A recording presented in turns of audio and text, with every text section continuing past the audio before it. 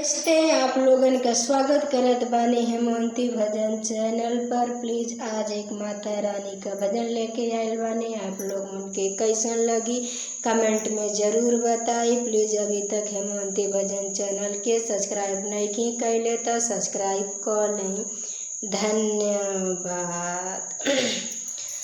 भले अइलो ये शीतल माई, भले अइलो भोर बिनु सरायलो, मैया जमने मास चुना रे हो महंग भैली तमने मासे भले अइलो, मैया जमने मास चुनरी महंग भैली तमने मास भले अइलू।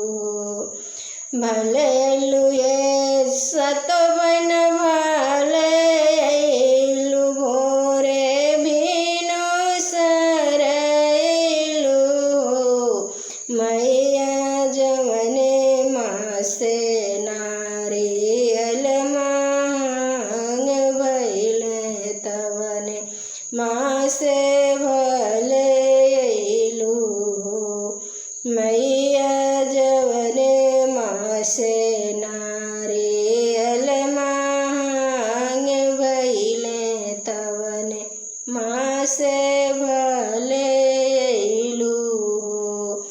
आवत रमिए सेवक आवत रमी हो, सेवक लगल रहुए काशी जी में नहाना नहाना, वे में भूल गमी हो, सेवक लगल रहुए काशी जी में नहाना नहाना, वे में भूल गमी हो।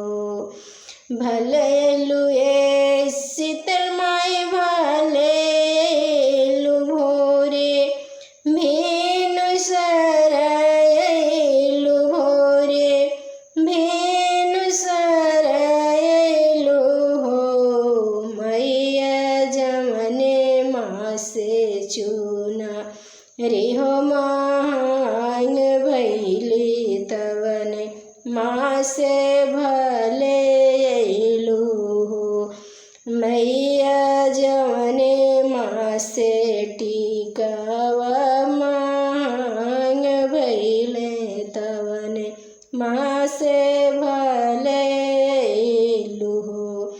आवत रमिए सेवक आवत रमी हो, सेवक लगल रहुए काशी जिमें नहाना नहाना, में भूल गईली हो, सेवक लागल रहुए काशी जी में